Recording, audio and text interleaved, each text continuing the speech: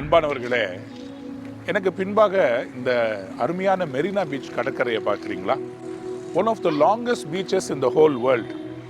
அழகா காலையில் அப்படியே மழை சாரல் தூர, கடல் அலைகள் அங்கே அடிக்க, உங்களோடு கூட இந்த வார்த்தையை சொல்ல விரும்புகிறேன். எவ்வளோ அலை அடித்தாலும் இந்த கடற்கரை அப்படியே நிற்கிது பார்த்தீங்களா? எத்தனை அலை இந்த கடற்கரையை அடிக்குது. ஆனால் எவ்வளோ அலை அடித்தாலும் இந்த கடற்கரை கலங்கிறது இல்லை, அப்படியே நிற்கிது. நம்முடைய லைஃப்ல கூட எத்தனை ப்ராப்ளம்ஸ் வந்தாலும் நம்ம நிற்கணுங்க, நின்று ஜெயிக்கணுங்க. ஏனென்றால் கடல் இருக்கிற வரைக்கும் அலை இருந்துகிட்டே தான் இருக்கும்.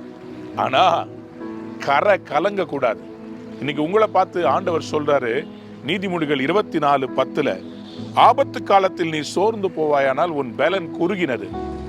In a time of distress, don't be broken, don't be shaken. Proverbs 24:10. ஆண்டவர் இன்னைக்கு உங்களை பார்த்து சொல்றாரு, நீ சோர்ந்து போவாயானால் நான் பலன் கொடுக்குறேன்ப்பா. இந்த கரைக்கு திடமா ஒரு பெரிய ஸ்ட்ரெங்தா இருக்கிற இந்த மணல் பார்த்தீங்கன்னா ரொம்ப மெல்லிசா இருக்கும். ஆனா நிறைய மணல் சேர்ந்துச்சுன்னா அதே மாதிரிதான் கடவுளுடைய கிருபை. பார்க்கறதுக்கு தெரியாது, ஆனா அந்த கிருபை உங்களை நிக்க வைக்க போகிறது. ஏசாயா 40:29 ஆண்டவர் சொல்றாரு, சோர்ந்து போகிறவங்களுக்கு நான் பலன் கொடுத்து சத்துவம் இல்லாதவர்களுக்கு சத்துவத்தை பெருக பண்ணுவேன். God gives strength to the weary.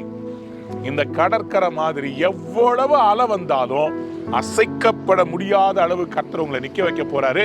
இன்னைக்கு நீங்க நிப்பீங்க. பிரச்சனையை பார்த்து ஓடிடாதீங்க. கடன் பிரச்சனையா, குடும்ப பிரச்சனையா, வீட்டை விட்டு ஓடிடாதீங்க. நின்று ஜெயிங்க. அந்த வேலையை விட்டு ஓடிடாதீங்க. Stand there. God is going to exalt you. God is going to bless you. நீங்கள் நிற்பீங்க, ஜெயிப்பீங்க.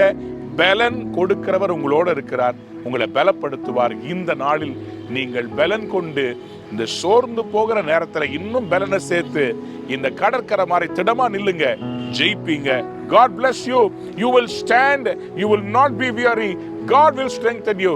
Have a wonderful day. Amen.